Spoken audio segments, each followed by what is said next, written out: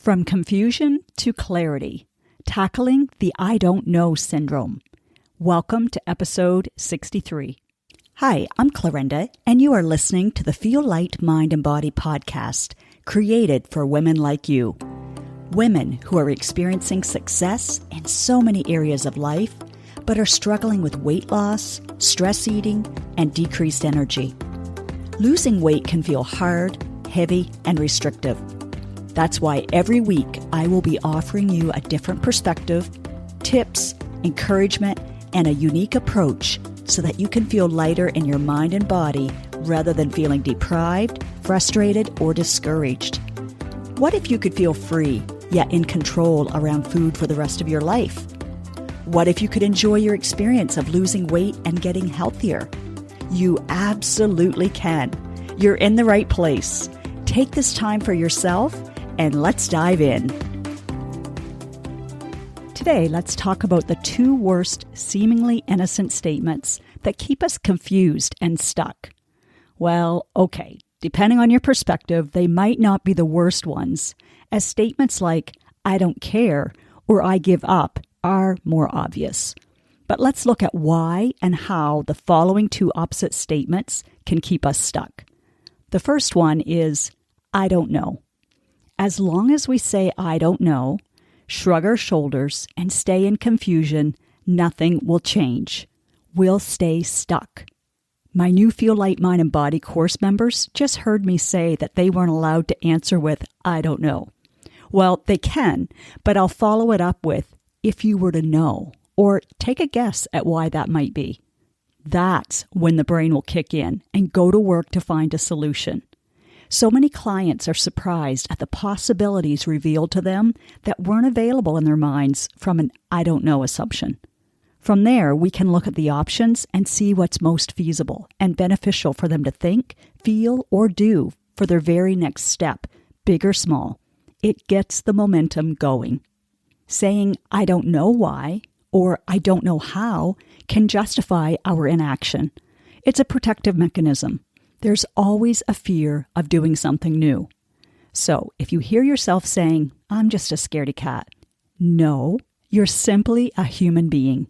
But you can also feel the fear and do it anyway.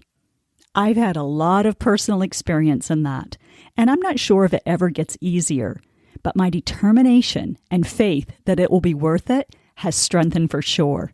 Maybe you haven't had much experience yet in acknowledging and then working through that emotion enough so that you can take action when invited to step into something new, a new experience, a new relationship, a new way of thinking, a new job, or a new investment for your health or wealth. For some, even the fear of the unknown and lurking dangers keeps them from traveling out of their comfort zone. Feeling that initial fear is a primal response from our brains to keep us safe and comfortable. The amygdala, our survival brain, is once again just doing its job, but it keeps our lives small. I'm not saying one way is better than the other. That's a decision only you can know and make. My dad lived a great life, and in his last years would say over and over again how grateful he was for such a blessed life. His only regret was that he worked so much, although he would chuckle and say, but I love coming home from work and having the farm chores to help me unwind. He loved his sweetheart, which was my mom, family, and his intimate relationship with Jesus, friends, and neighbors from a generous and loving big heart. But he lived a safe and pretty predictable life. He was happy with his small circle. He loved nature and was very knowledgeable when it came to animals, trees, and crops, and he could fix anything. But otherwise, he wasn't curious about the rest of the world. Well, except when it came time for an election. He couldn't understand why Mom loved to consume every word in the newest set of encyclopedias. Is anyone old enough to remember them? Now that we have Google at our fingertips, it's crazy to think that encyclopedias and libraries were where we got our information for most book reports and simply learning about the world. Dad never flew, other than going up in his cousin's small aircraft. He had no desire to see the world. He believed he lived in the best part of the world and was satisfied with staying put. I can respect and admire his decision because he was at peace with it. But I guess I got my desire to learn and grow from my mom. She definitely has a growth mindset. Even now with dementia, she collects the National Geographic magazines from the day room and mulls through them over and over, as she doesn't remember what she read a minute ago, but can fully understand and be delighted with it in the moment. Dad would fall more in the fixed mindset category. Okay, I took you on a little trip down memory lane.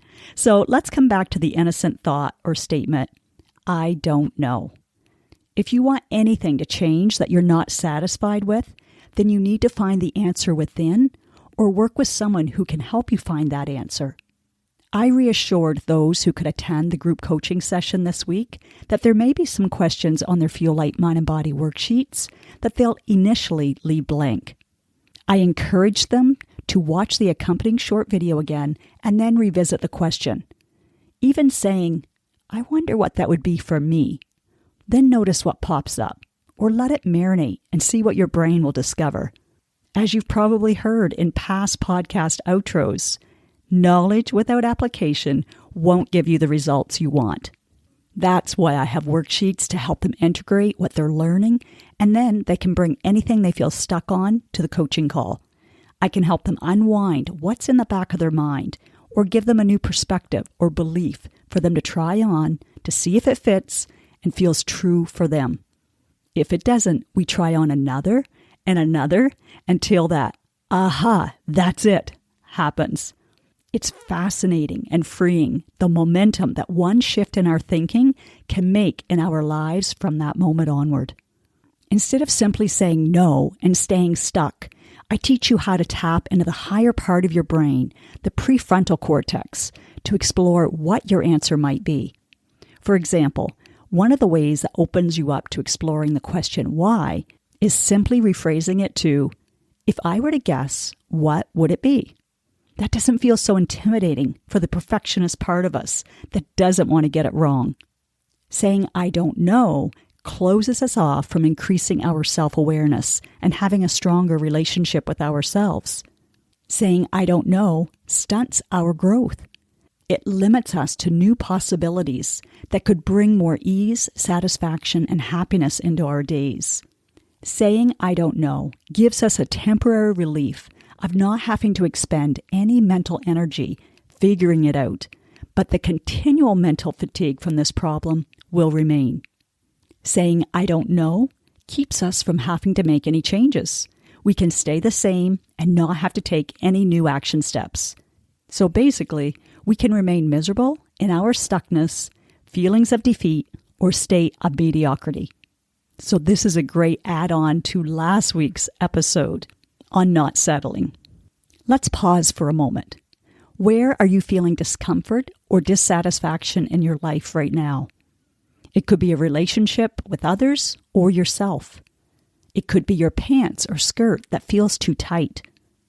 Maybe you're exhausted from nights of disruptive sleep and racing thoughts. What is it for you? Take a deep breath in and relax as I ask these questions again. They're important, so I don't want us to rush through to the next shiny object. You clicked on this for a reason, so let it create a shift within right now. That shift might simply be to consider a new possibility, a new way of thinking, feeling, and doing that will lead you to a life filled with more ease and vitality. So, where are you feeling discomfort, stuck, or dissatisfaction in your life right now? Your relationship with others or yourself? Not liking how tight your pants or skirts feel? Are you tired of feeling exhausted from nights of disruptive sleep and racing thoughts? What is it for you? The thought of doing anything out of our comfort zone creates discomfort, so that's why we postpone. That's the lower brain running the show. But let's get real. You're already uncomfortable, so why not choose to at least be uncomfortable in a way that will lead to long-lasting comfort? We tend to stick to what is known as it feels safer, and we think it takes less energy to do so. But it doesn't. Going through your day on autopilot, does that feel purposeful? Does that bring you peace and ease? Maybe you try to avoid thinking about it and dim the thoughts by distracting yourself with YouTube, food, Netflix, or your favorite drink. However, there are usually nattering thoughts in the back of our minds. It doesn't feel comfortable to stay stuck. So consider being willing to feel a more productive and loving form of discomfort in order to move forward and create a life that you love, not just continue going on repeat, feeling disempowered, overwhelmed, or discouraged. Taking that first step will feel shaky. Not going to tell you that it won't. But what I can confidently tell you is it will be so worth it. The quality of your life can be deeper and richer. You can experience things that you didn't believe were possible. Maybe someone needs to hear this, and that someone is you. You can love again. You can trust again. You can fit comfortably and confidently into a beautiful dress, and it doesn't have to be the little black one. You can start again. You can defy the old saying, you can't teach an old dog new tricks. Yes, you can. We can deliberately rewire our brains, like I learned even more about in these past 3 days of training. It's never too late. You haven't missed the mark. You've just been learning more of what you do and don't want, and now it's time to decide on purpose. You get to choose if you're going to watch one day roll into the next, one more pound of mental or physical weight accumulate, one more relationship break down, or one more opportunity passes you by.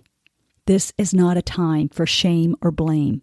They aren't helpful or needed. I care about you too much not to courageously tell you the truth. My best coaches haven't been afraid to speak the truth of what they see me doing or not doing, and I so appreciate that. It's the only way I could see what I couldn't see, as I was too close to the situation. I was too tied up in my story, and I was too attached to my emotions that were holding me back. So I too don't coddle you. Instead, I guide you in a loving, kind, honest, real, and compassionate way. As I mentioned earlier, I just had my mind blown for the past 3 days. I'm still processing one of the statements Dr. Trivedi, aka Dr. Rewire, said within the first few minutes on day 1. It sure caught my brain's attention. It was an interesting twist to the I don't know outline that I had made for this episode, so I knew I needed to give it some thought and include it for you. He said, no growth happens when you say, I know. My brain lit up as I thought of the truth in that statement that I hadn't really considered before. So he may have said another couple of minutes that I obviously missed, as there isn't anything else in my notes. The very next line I wrote was, everything you want to do is possible. So I do think I missed a couple of sentences. But that's okay, because that statement is what I needed to hear. No growth happens when you say, I know. The very opposite of I don't know. Interesting, but remember, there is an in-between. I'll continue to think on this, but let me leave you with one of my immediate thoughts that may resonate with you. I've talked about this before on the podcast, but hearing it again with a slight nuance is always helpful. When we say, I know, yet we don't have the results we want, do we really know? If we really know, then what is the root cause for why we haven't made it happen? What if instead we said, interesting, I thought I knew, as I've read a lot, tried a lot, heard a lot, or seen a lot. But if I'm not applying what I've consumed, or I've been applying it, yet not achieving the results, what might I be missing? What might I not know yet? Try to zoom out so you can look at your thoughts and actions objectively at what is giving you sustainable results and what isn't. Jot down some notes or talk it out with someone knowledgeable in this area. Okay, we've gone deep today into self-reflection, and if you're still listening, which I hope you are, great job. Being willing to feel a bit uncomfortable now will allow you to feel more comfortable later. I invite you to think about what you're avoiding or fearing, or where you're feeling stuck. Where are you saying, I know that already, or I don't know why? If you want to explore any of this or another life or weight challenge, utilize my complimentary offer for an empowering 20-minute consultation. I've updated my availability until March 1st, so choose your time and then feel hope that you're about to get out of whatever kind of rut you've been in lately. One statement or a different perspective might be the needle mover you're needing right now. I know when I heard Marie Forleo talk about her mom's statement that everything is figure-outable, it resonated with me so much that I adapted it right away. I started to practice that thought every time my brain wanted to shut down in overwhelm or frustration. If I hadn't, you wouldn't be hearing my voice right now, as my old thought was, I suck at technology. And at the first glitch, I would have stopped, stayed stuck, or quite frankly, given up. Who else might need this episode's encouragement today? Be that kind of friend that shares some inspiration, and they'll thank you when they feel their empowering shift. Thank you so much for being on this journey with me to feeling lighter in our hearts, minds, and bodies. It's the best way to enjoy life fully and with ease. Now, do yourself the biggest favor. From love, take at least one action step from what you learned today. Knowledge without application won't give you the results that you desire. Let me know on Instagram, Facebook, LinkedIn, wherever, what you are choosing to do and when.